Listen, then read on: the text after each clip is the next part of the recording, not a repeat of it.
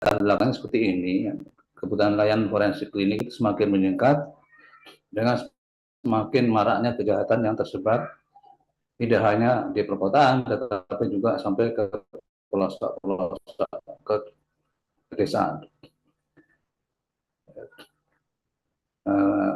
Menurut data BPS ya, tahun 2023 itu terdapat 10.416 puskesmas per semester pertama tahun 2024.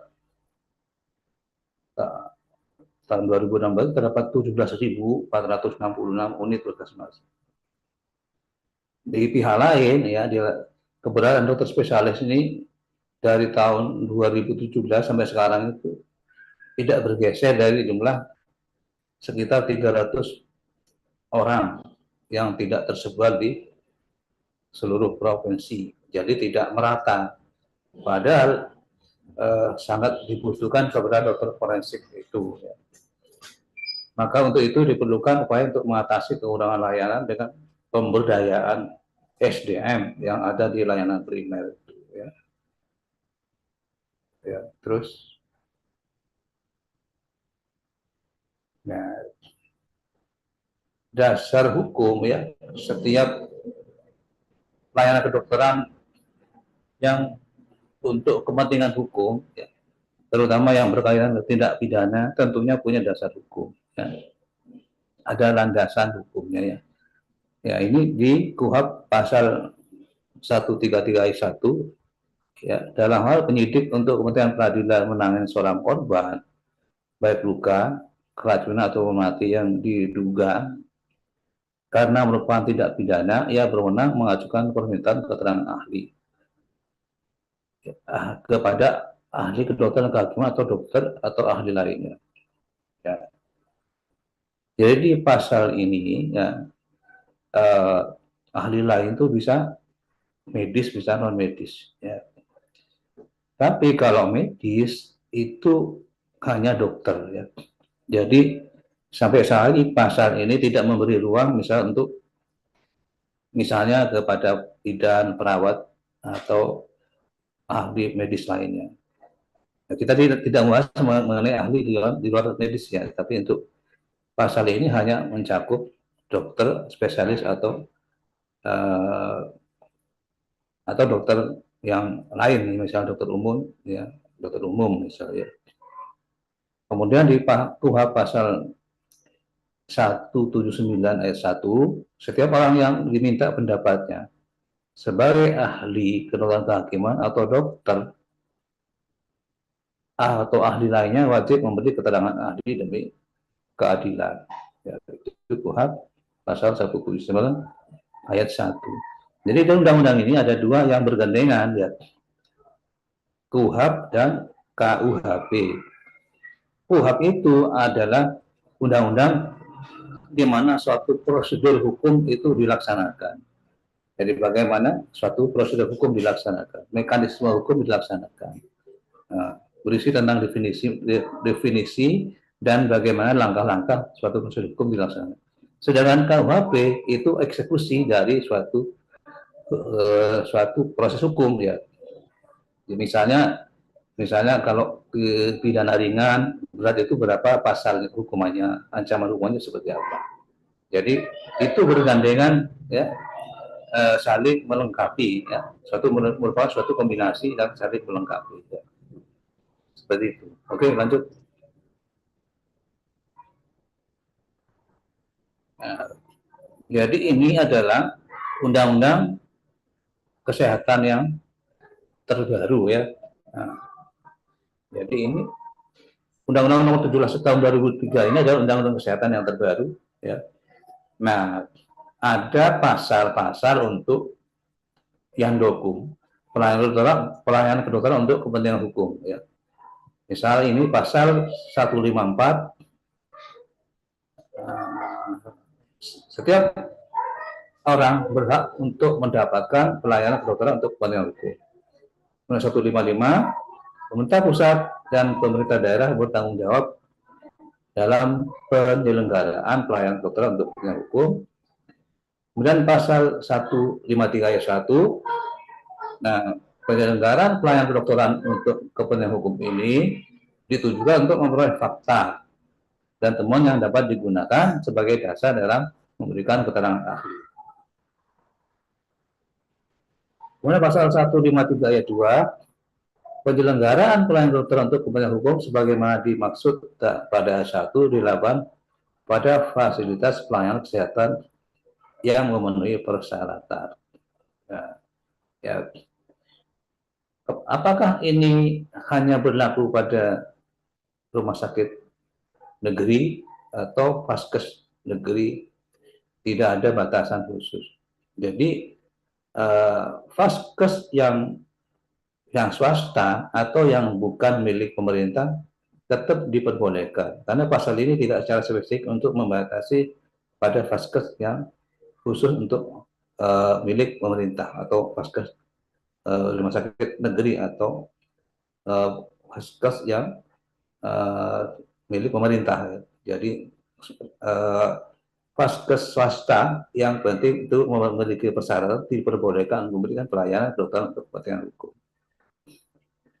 Permintaan dan tata cara pelayanan kedokteran untuk kepentingan hukum dilaksanakan sesuai dengan ketentuan perundang-undangan.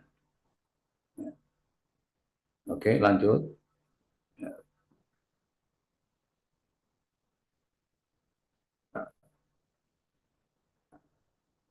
Kemudian Undang-Undang Nomor 17 Tahun 2023 tentang Kesehatan, Pasal 9, ya, ada yandokum itu terdiri atas yandokum bagi orang hidup dan yandokum bagi orang mati. Ya. Oke, ya, terus. Ya. Ya.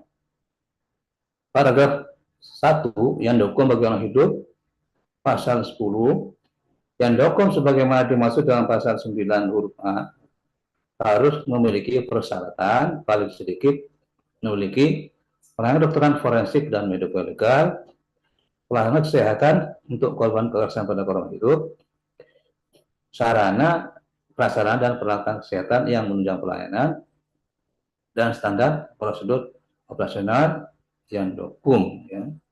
Nah, oke, terus.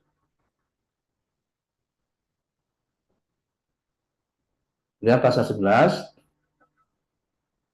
pelayanan kedokteran forensik dan mediko-legal sebagaimana dimaksud dalam pasal 10 huruf A diselenggarakan oleh dokter spesialis forensik dan mediko-legal dalam hal tidak terdapat dokter spesialis kedokteran forensik sebagaimana dimaksud ayat 1 yang dukung dapat dilakukan dokter atau spesialis lain yang memiliki kewenangan atau telah mendapat pelatihan. Nah, ya.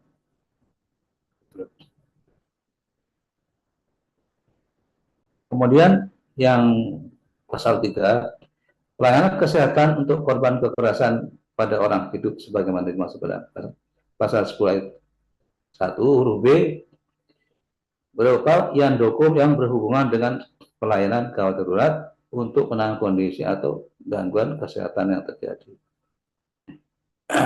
Bagaimana prakteknya? Ya, jadi kalau untuk korban hidup ya biasanya kita kolaborasi. Misalnya di UGD itu ada pasien yang perlu minta visum. Biasanya kita tidak, seorang dokter yang melakukan visum itu hanya melakukan pengamatan, observasi, dan membuat catatan dan visum.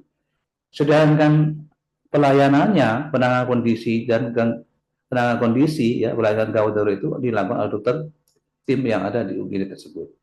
Jadi dilakukan bersama-sama. Tapi kita tidak melakukan pelayanan terhadap atau melakukan intervensi tindakan terhadap pasien. Jadi kita hanya melakukan pengamatan dan observasi atau yang membuat visum. Kita hanya memeriksa, tidak terlibat dalam melakukan penanganan atau pengobatan pada pasien itu. Ya. Inilah yang dikatakan sebagai belum balik lagi. Ini yang dikatakan sebagai pelayanan kesehatan itu dilaksanakan secara multidisiplin. Ya, terus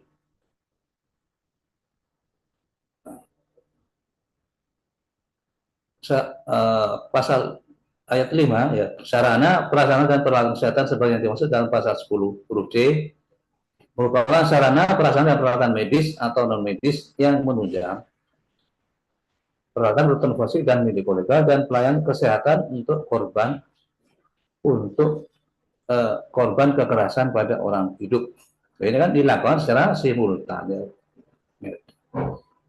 Standar prosedur operasional sebagaimana dimaksud dalam pasal 10 huruf D merupakan standar dalam pemberian Yandokum yang ditujukan untuk menjamin keaslian kondisi korban, pasien, bahan atau barang bukti dalam rangka menjaga rantai lacak barang bukti. Ya, dalam rangka menjaga rantai lacak barang bukti. Ya. Oke, terus.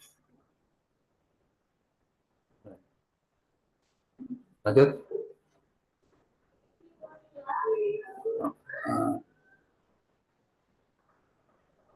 Sekarang apa saja yang termasuk pelayanan dalam Yandokum ini pada orang hidup? Ya. Pasal 12 ini. Ayat 1. Yandokum bagi orang hidup sebagaimana dimaksud dalam pasal 9 huruf A dilakukan pada ya ini korban kekerasan fisik, korban kekerasan psikis psikologis, korban kekerasan seksual, dan korban penelantaran, dan atau korban kasus yang lain. Ya. Jadi sangat banyak, jadi banyak ya anunya itu, Yandokum itu. Ya. Lanjut. Nah, kemudian pasal 30, pemerintah pusat, pemerintah daerah, atau pemerintah desa bertanggung jawab atas penyelenggaraan dan pembinaan pelayanan kesehatan primer. Nah, kita ke membahas tentang pelayanan kesehatan primer. Ya. Nah, yang pasal 31 ayat 1 ya, pelayanan kesehatan primer menyelenggarakan upaya kesehatan perseorangan dan upaya kesehatan masyarakat. Pelayanan kesehatan primer sebagaimana pada ayat 1 merupakan pelayanan kesehatan yang terdekat dengan masyarakat sebagai kontak pertama pelayanan kesehatan. Nah, kemudian ayat 3, pelayanan kesehatan primer sebagaimana dimaksud pada ayat 1 diselenggarakan secara terintegrasi dengan tujuan untuk pemenuhan kebutuhan kesehatan dalam setiap fase kehidupan, perbaikan determinan kesehatan atau faktor yang mempengaruhi kesehatan yang terdiri atas determinan sosial, ekonomi, komersial, dan lingkungan, dan penguatan kesehatan perseorangan, keluarga, dan masyarakat. Terus,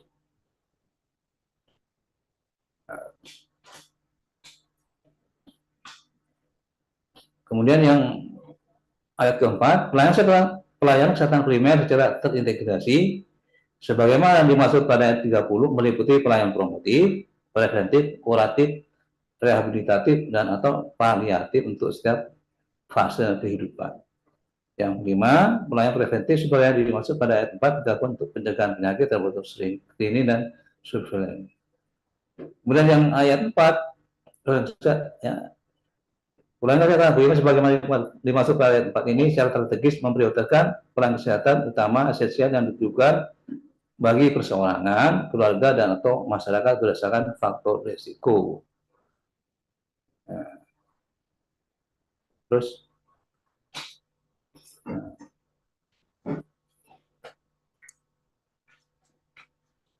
kemudian ke pasal 32 ayat 1, pelayanan kesehatan primer diselenggarakan oleh suatu sistem jaringan pelayanan kesehatan primer di wilayah kerjanya. Puskesmas ayat 2 itu mengordinasikan sistem jaringan pelayanan kesehatan di wilayah kerjanya.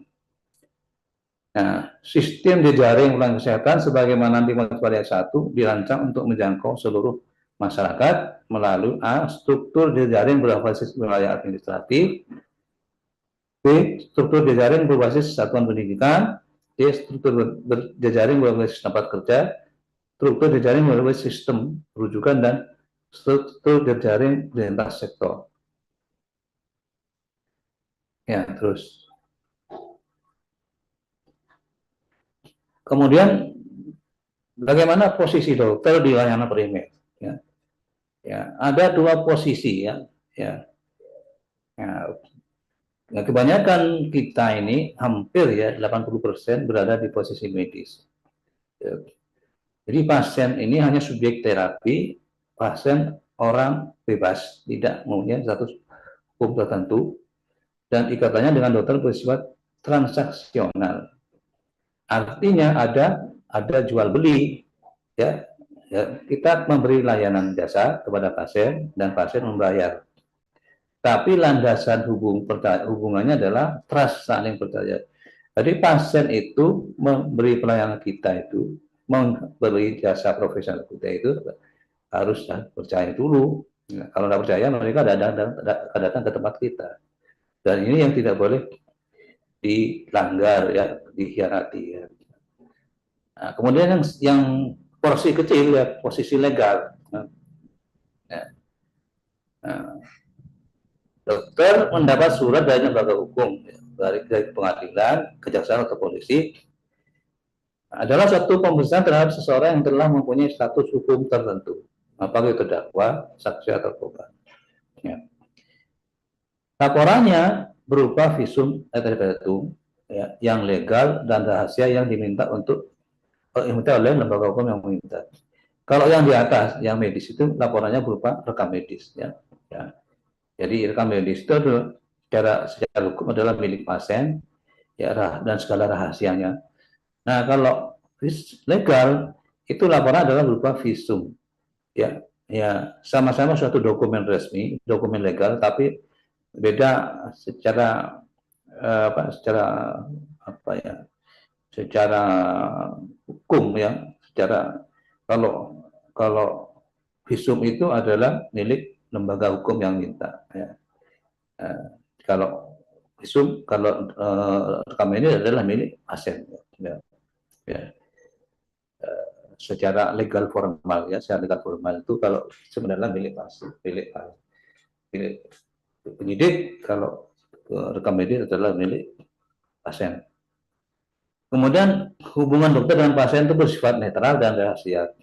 Jadi di sini dokter ini melakukan pemeriksaan ya dan pengamatan yang tertuang dalam visum itu tidak boleh memihak atau ya harus netral, ya, harus imparsial ya. Siapapun pasiennya ya, ya harus tetap sifat netral ya. Ya. Oke, lanjut.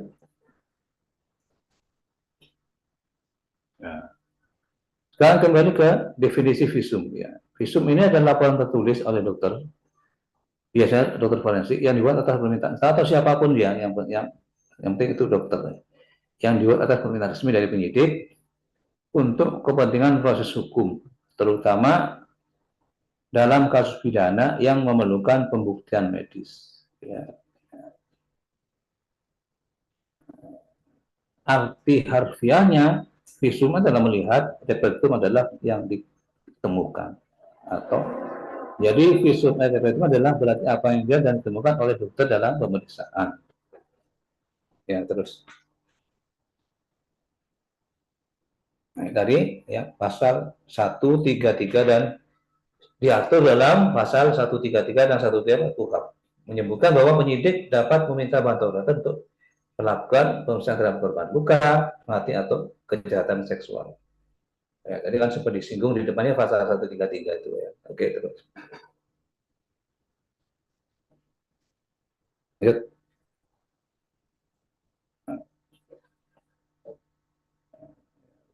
Nah, ini adalah jenis-jenis visum ya. Ya. Visum terdapat luka untuk korban hidup yang oleh kekerasan, jenazah untuk yang meninggal, kemudian ada visum psikiatrik untuk kejiwaan dan visum terdapat untuk kasus kejahatan seksual. Nah, itu contohnya ya. Terus bagaimana format visum? Yang pertama adalah isi umum visum adalah pendahuluan berisi tentang identitas pasien, korban, dasar unitan tanggal pemeriksaan, kemudian pemeriksaan, hasil temuan medis, luka tanda kekerasan, lalu kesimpulan, ya, berisi opini atau tafsiran medis, berisi jenis luka, ya, ringan, berat, mematikan, penyebab kematian, tanda-tanda kekerasan. seksual. Ya.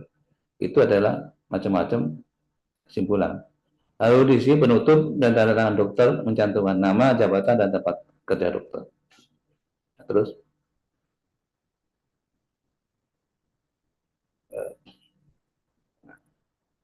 fungsi utama visum ya sebagai alat bukti surat di pengadilan. KUHP pasal 184.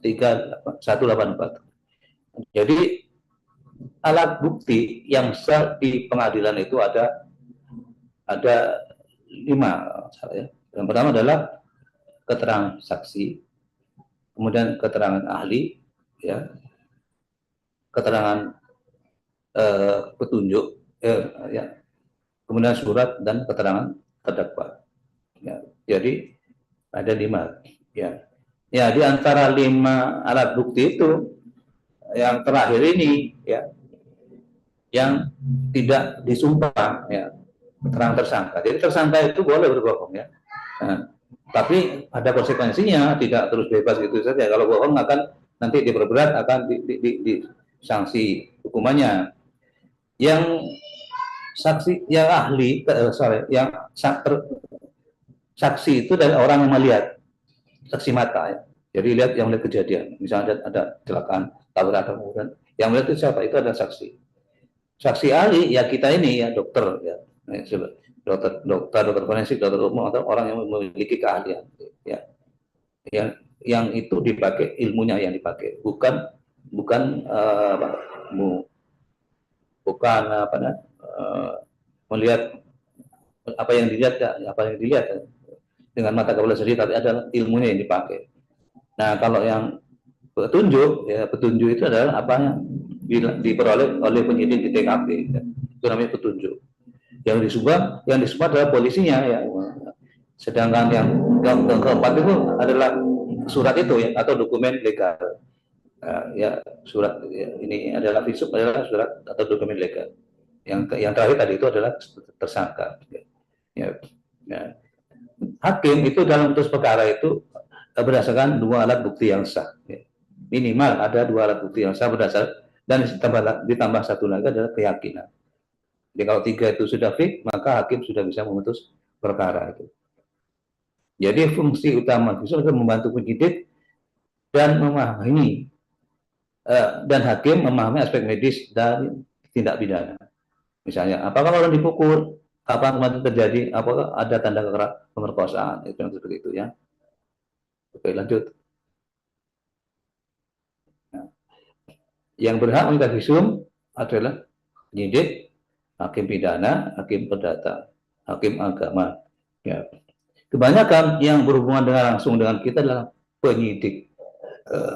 Ya, jadi yang sering langsung berhubungan dengan kita adalah penyidik. Ya. Jadi kalau ada kasus, ya, kalau ada orang lapor, ada tindak pidana, maka mereka akan dibiak oleh penyidik akan mengantar minta visum dan buat BAP, dan kalau sudah selesai B21 akan dikirim ke jaksa. Pada kasus mana hakim pidana, hakim perdata? Hakim pidana itu kalau kasusnya naik banding, ya, ya tidak selesai di di pengadilan tingkat pertama. Hakim perdata pada kasus apa? Misalnya pada kasus apa namanya, paternitas, ya, ini anak siapa, ya, turunan siapa, itu yang perlu. Nah, terus juga pada kasus perceraian, ya, ya. Seperti juga hakim agama itu pada kasus, misalnya kasus divorce, perceraian, itu hakim agama. Nah, itu keempat-empatnya bisa minta visum, ya. Seperti itu, ya. Oke, lanjut. Nah, tadi, ya, yang tadi sudah, ya, lanjut aja.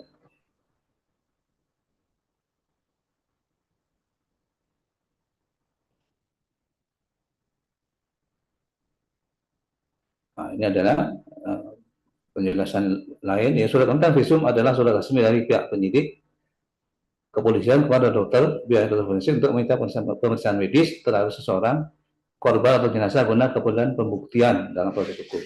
Nah, surat ini merupakan dasar hukum bagi dokter untuk melakukan pemeriksaan forensik dan menyusun visum terkait itu. Oke, terus.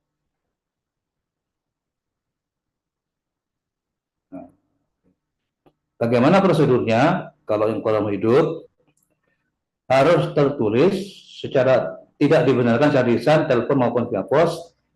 Korban adalah barang bukti. Maka permintaan visum harus diserahkan oleh polisi bersama-sama korban atau tersangka. Nah, tidak dibenarkan permintaan visum tentang suatu peristiwa yang telah lampau. Mengingat adalah sektor. Karena kalau lampau itu nanti arahnya ke ini pasien itu statusnya sebagai pasien. Ya. Jadi intinya gini, kalau orang datang minta visum ke tempat kita, ya, kejadian sudah lama. Nah, apa yang harus kita lakukan? Ya, tidak boleh kita mengambil data yang lampau, ya. Tapi harus data yang sekarang. Misalnya lukanya itu sebulan yang lalu, ya. Maka ketika minta visum, apa yang kita temukan setelah itu, maka itu yang kita catat. Sekiranya misalnya gini, ternyata bekas-bekasnya sudah hilang, itulah yang kita catat dalam visum. Nah, perkara telat terlambat itu, maka itu adalah risiko dari yang minta visum. Ya. Dan kita tidak berkepentingan dengan masalah itu. Kemudian bagaimana kalau misalnya orang itu periksa, ya, periksa sebulan yang lalu tidak sebagai orang yang minta visum, tapi sebagai pasien yang berobat, tapi juga ada indikasi tindak pidana. Maka dilakukan pemeriksaan yang tertuang dalam rekam medis. Jadi statusnya sebagai pasien yang datanya tertuang dalam rekam medis. Apa yang harus kita lakukan kalau orang yang minta visum? Visum tidak bisa diberikan kecuali minta visum lagi. Ya. Data yang lampau yang berupa rekam medis itu bisa tetap kita berikan sebagai barang bukti berupa namanya ringkasan medis. Ya. Jadi tetap punya tidak jauh beda dengan visum tapi tidak ada sumpah pro justisia. Tetap dia punya kekuatan sebagai barang bukti, ya. Tetapi tidak disumpah. Namanya apa? Rekam medis. Karena kita namanya resume medis. Karena mengambil data dari rekam medis. Memang nggak ada beda, tapi beda di pro justisia. Kalau visum pakai pro justisia, kalau ringkasan medis itu tidak pakai pro justisia. Oke, lanjut.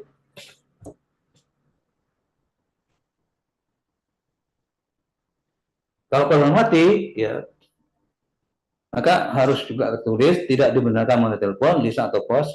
Mayat diantar bersama SPVR oleh polisi ke bagian kedokteran forensik. Mayat harus diikatkan label yang memuat identitas mayat. Jadi harus ada label. Ini tidak bermasalah, misalnya kalau jenazahnya satu, ya mungkin tidak masalah. Tujuan label itu apa? Agar identitas mayat itu tidak tertukar. Ya. Memang kalau cuma satu korbannya mungkin tidak masalah. Tapi akan menjadi masalah besar kalau misalnya korbannya lebih dari 50. Misalnya kasus pada kasus yang Pondok Roboh itu sudah kepalanya hilang, ya, tinggal badannya, ya tinggal tangannya, itu kan kalau tidak pakai label risikonya apa? Akan tertukar, ya. Nah, itu untuk gunanya label, ya. Jadi tujuan label adalah untuk identifikasi agar jenazah itu tidak tertukar. Nah, ini harus di KUHP pasal 133 ayat 3, ya. Lanjut.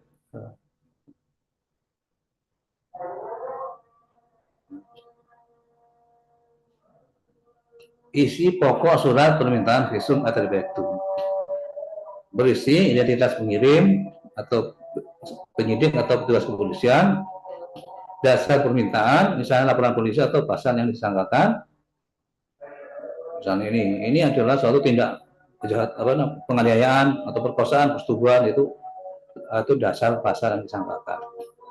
Identitas orang yang diperiksa, korban atau jenazah, jenis permintaan, misalnya visum luka, visum jenazah atau pemeriksaan toksikologi, permohonan agar dokter membuat visum untuk membuat visum untuk kepentingan penyidikan, tanggal, tanda tangan dan cap resmi kepolisian.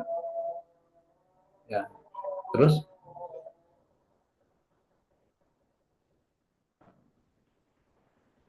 kemudian kita masuk ke permasalahan visum di layanan primer. Ya.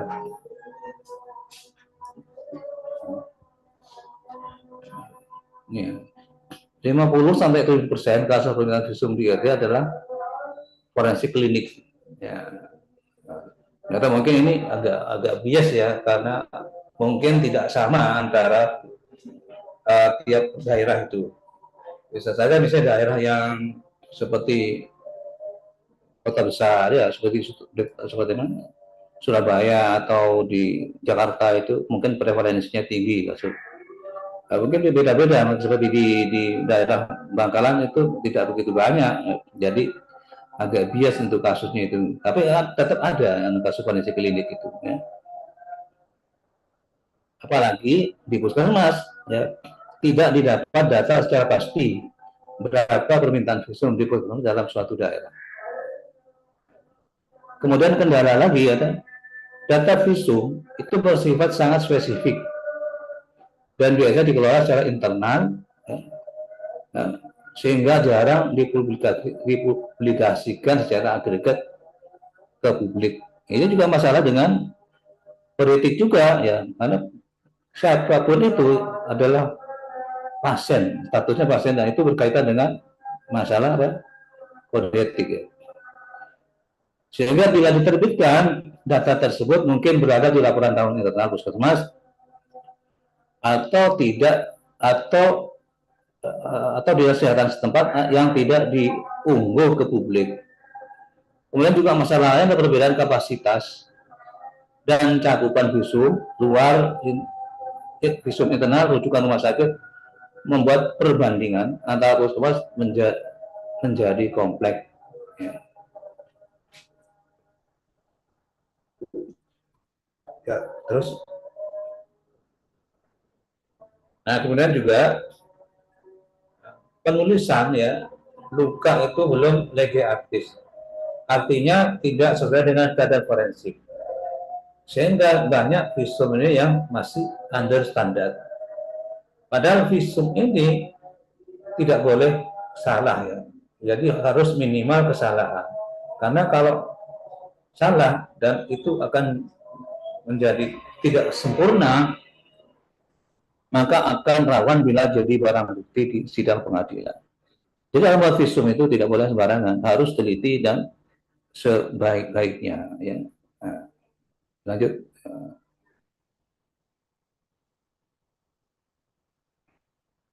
Kemudian akar permasalahan wilayah primer, ya, kurangnya pengetahuan praktis dokter primer tentang tata cara pembuatan visum, dan yang dukung.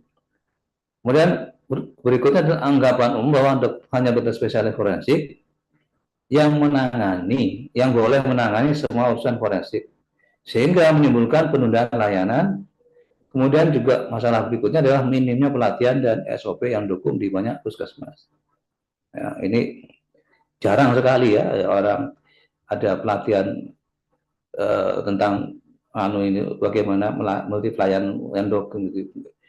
Nah, yang banyak itu kan masalah penyakit klinis itu ya. Nah, kalian coba lihat di Indonesia di seminar apa banyak itu seminar tentang forensik itu sangat jarang ya. Ya, dibanding dengan misalnya seminar penyakit dalam, bedah atau cabang-cabang ilmu medis yang lain. Masalah berikutnya adalah ketergantungan pada fasilitas rujukan menyebabkan keterlambatan uh, pengumpulan bukti ya. Oke, terus.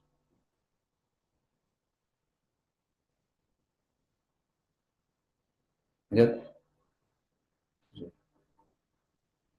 Kemudian tantangan administratif, permintaan visum tidak lengkap ya. SPK tidak jelas, format surat permintaan tidak konsisten, dan dokumen identitas korban tidak lengkap. Ya, terus tantangan keterampilan klinis, nah ya ini juga masalah pemeriksaan luka yang tidak sistematis, tidak mengukur ukuran, jarak, orientasi. Nah, ini juga ini kan tidak legatis. Ya. Kemudian berikutnya dan deskripsi temuan yang subjektif, misalnya luka sedang tanpa parameter objektif. Jadi luka sedang ini tidak boleh ditampilkan di kesimpulan atau di hasil pemeriksaan. Ya.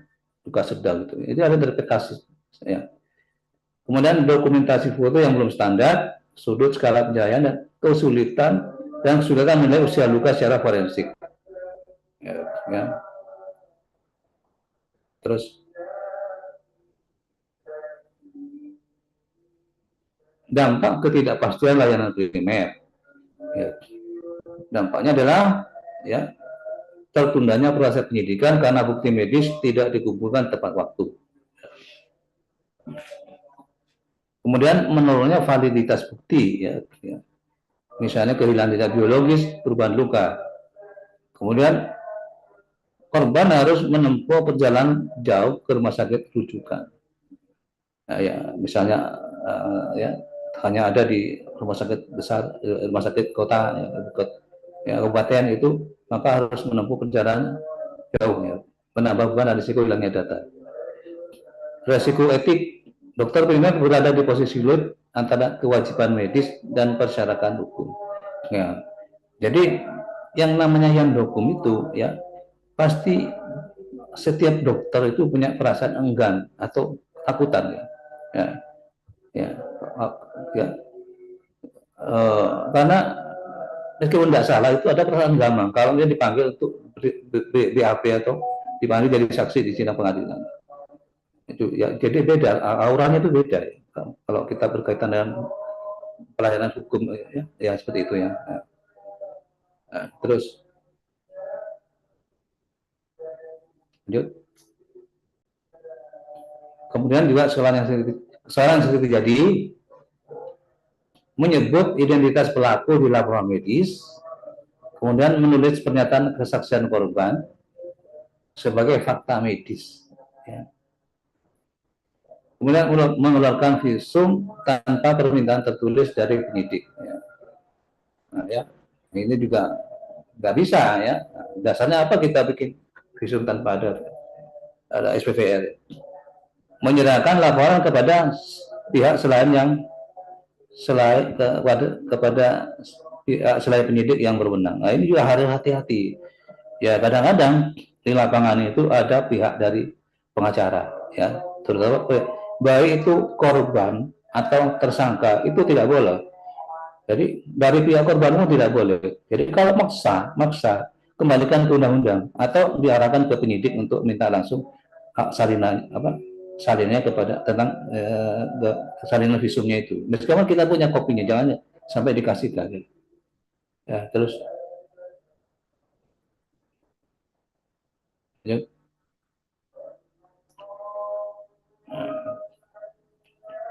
Sekarang ke kebutuhan kompetensi dokter primer. Dokter primer sebaiknya menguasai satu, teknik pemeriksaan luka yang sistematis, lokasi, ukuran, bentuk, kedalaman, dan dokumentasi objektif, catatan tertulis, foto bertingkat, dan skala. Kemudian juga pengambilan sampel biologis sederhana sesuai SOP. Kemudian menyusun opini medis yang jelas dan terpisah dari pernyataan non medis. Kemudian prinsip kerahasiaan dan penyerahan dokumen hanya kepada penyidik. Ya. Jadi ini ya kebutuhan kompetensi dokter primer. Ya. Terus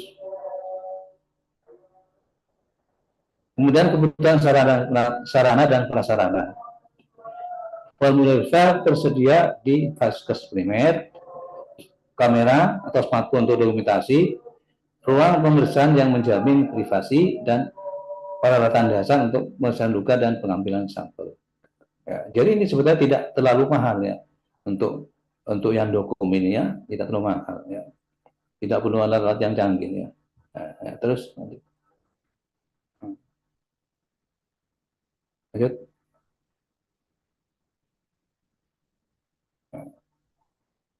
Kemudian kita ke alur penanganan korban di layanan primer.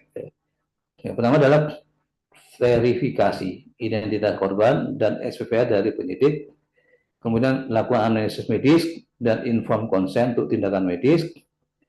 Kemudian ketiga adalah pemeriksaan fisik terstruktur, deskripsi luka objektif, lalu keempat dokumentasi foto dan pengambilan sampel bila perlu. Kemudian dan kelima adalah penyusunan ver jika ada permintaan tertulis dari penyidik. Kemudian penyerahan secara resmi hanya kepada pihak berwenang. Nah, Batas waktunya berapa lama visum itu harus selesai? Ya. Paling tidak 2 kali 24 jam. Ya. Ya. Maksimal kalau itu melewati hari libur ya 3 kali 24 jam. Ya. Terus sekarang ke studi kasusnya. Kasus korban luka datang tanpa SPVR. Nah, kesalahan umumnya dokter menolak memeriksa seluruhnya karena tidak ada SPVR. Penjelasan benar, dokter wajib memberikan pelayanan medis, namun penerbitan VER tidak mensyaratkan permintaan tertulis oleh dokter. Nah, pemeriksaan medis tetap boleh dilakukan untuk penyembuhan dan dokumentasi medis. Kembali yang tadi seperti yang dijelaskan tadi, tetap dilayani, tapi surat yang diberikan kepada pasien itu adalah surat yang dari salinan rekam medis, namanya resume medis. Formatnya seperti apa? Tidak jauh beda dengan visum. Ya, cuma tidak ada pro justisia yang di bawahnya tidak ada demikian ini diberikan dengan berdasarkan pengetahuan sebaik-baiknya, tidak ada narasi seperti itu. Ada beberapa narasi yang dipotong. Ya, lanjut ya. Kemudian kasus yang lain, korban datang 3 hari pasca kejadian.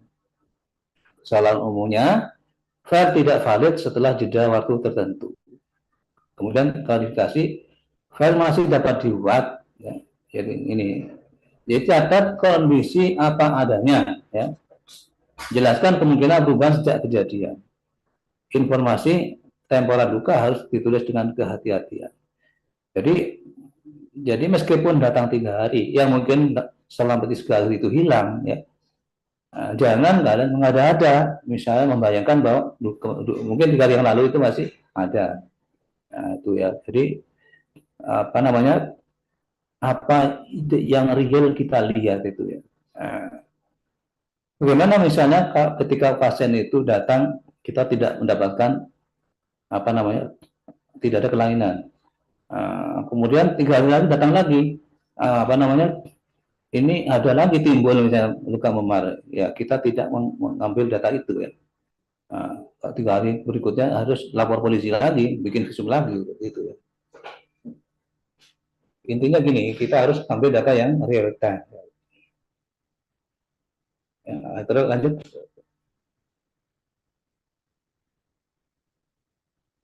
Nah, kemudian peran kolaborasi antar institusi.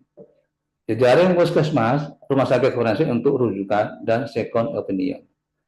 Kemudian koordinasi reguler dengan kepolisian untuk format permintaan yang jelas, pelatihan bersama. Ini yang sampai sekarang jarang ya. Kita diminta untuk hadir sebagai konsultan ya, untuk memberi pelatihan ya, simulasi kasus, workshop dokumentasi forensik, pemanfaatan telekonsultasi forensik untuk kasus kompleks dengan catatan hukum. Jadi nanti kalau sudah jadi dokter ya, bertugas di perifер ya, ini yang terakhir penting ya, jangan sungkan-sungkan untuk pakai konsultasi ya, jangan tiba-tiba mengambil kesimpulan kalau ragu-ragu, karena kalau ragu-ragu dan hasilnya tidak jelas atau hasilnya janggal dan meragukan, kalau sudah sampai ke pengadilan kalian akan kepercayaan sendiri, kesulitan nanti. Jadi jangan sungkan atau jangan ragu untuk konsultasi, jangan misal konsultasi vertikal maupun diametral ya, diametral dengan sejawat ya, yang selevel, yang vertikal dengan spesialis yang lebih tinggi. Oke, terus